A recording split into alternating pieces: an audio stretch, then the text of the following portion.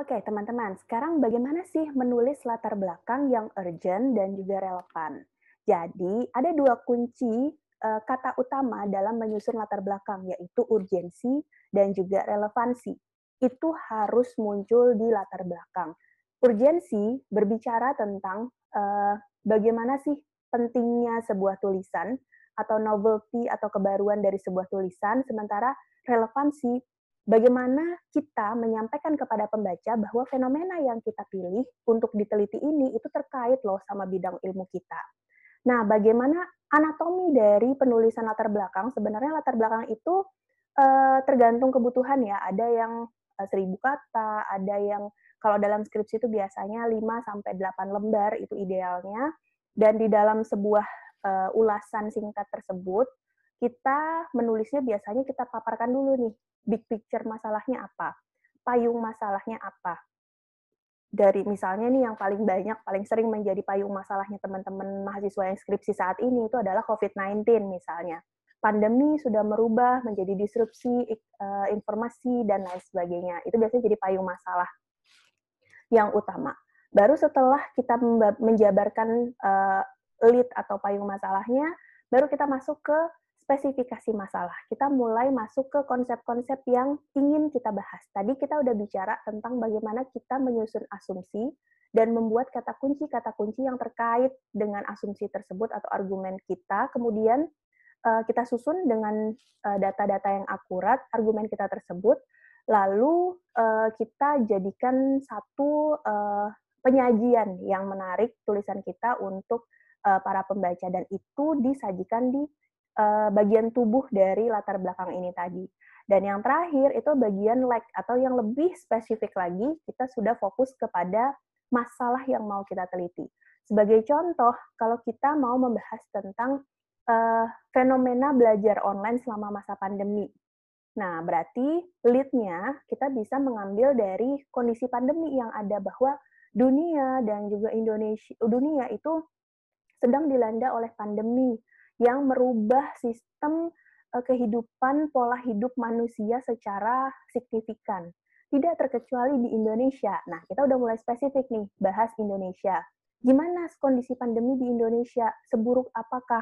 Lalu kita kaitkan dengan adanya aturan-aturan pemerintah yang kemudian membatasi kegiatan-kegiatan masyarakat, baik kegiatan sosial, kegiatan ekonomi, dan kegiatan kemasyarakatan lainnya.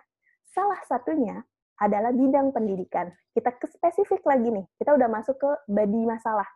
Karena masalah pendidikan itu adalah payung utama dari tema yang mau kita bahas kan. Gitu. Baru kita bahas nih, pendidikan apa yang berubah selama pandemi? Bagaimana responnya? Kita cari ini artikel sebanyak-banyaknya yang membahas tentang itu, dan juga udah banyak banget hasil penelitian terdahulu yang membahas bagaimana sih dampak dari pandemi terhadap proses belajar mengajar dan bagaimana keefektifannya. Itu sudah banyak sekali yang bisa kita satukan dan kemudian kita membuat analisa kemudian dari hasil-hasil tersebut bahwa memang efektivitas belajar online itu masih sangat kurang sampai sampai saat ini. Sehingga kita udah mulai nih menspesifikkan, udah mulai masuk ke pendekatan masalahnya.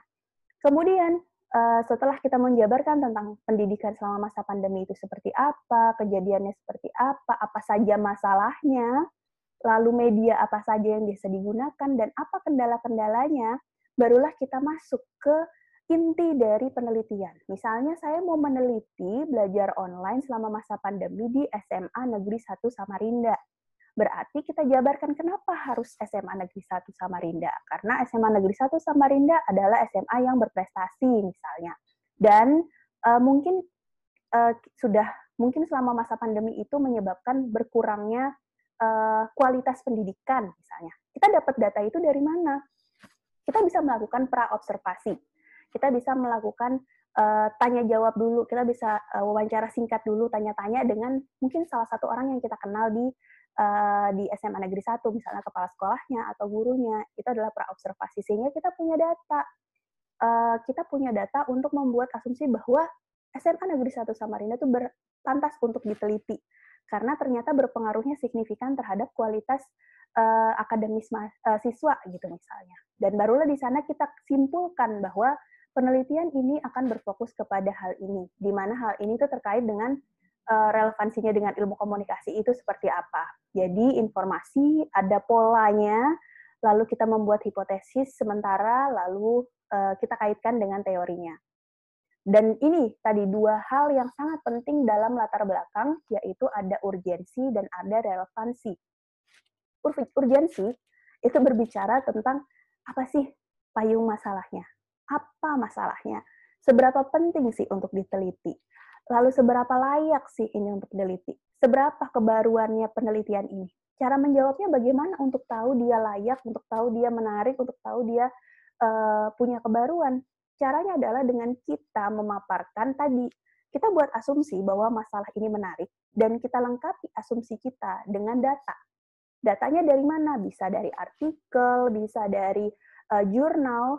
Saya menyarankan lebih banyak pakai jurnal ya, karena jurnal adalah penggalian informasi dalam bidang ilmu tersebut yang paling baru, karena rilisnya tuh sangat cepat, setahun bisa mungkin 2-3 kali terbit gitu. Jadi kebaruan ilmu tuh sangat sangat bagus gitu dibandingkan mungkin sumber-sumber yang lain.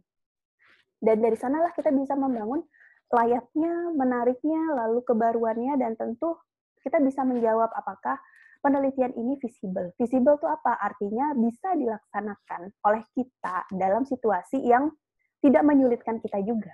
Kadang banyak orang yang ingin membahas masalah nasional, masalah yang bagaimana menciptakan komunikasi presiden yang efektif misalnya. Waduh, berat banget nih, jauh banget, kita harus ke sekretariat negara, kita harus wawancara orang-orang penting di sana gitu kan. Sebenarnya bisa kita capai, hanya tidak memudahkan bagi kita. Mungkin sebagai penulis pemula, kita coba cari masalah-masalah di sekeliling saja yang gampang mendapatkan datanya dan juga gampang dieksekusi. Itu akan lebih menarik dan lebih memudahkan kita. Yang kedua, kita bicara tentang relevansi. Relevansi itu seberapa jauh atau bagaimana sih topik ini terkait dengan bidang ilmu yang ingin kita dalami atau bidang ilmu kita saat ini. Contohnya di bidang ilmu komunikasi. Lalu dalam komunikasi tadi, apa sih konsep-konsep yang terkait dengan fenomena ini? Kita mau nembaknya nih dari sudut pandang yang mana nih? Kalau masalah online learning itu kita nembaknya dari sudut pandang komunikasi massa, dari sudut pandang media kah, atau dari sudut pandang komunikasi korporat kah, atau komunikasi antar persona. Nah, kita tinggal cari nih mana yang paling cocok konsepnya dengan fenomena ini. Lalu kita mencari gap penelitian atau celah penelitian dari penelitian-penelitian terdahulu.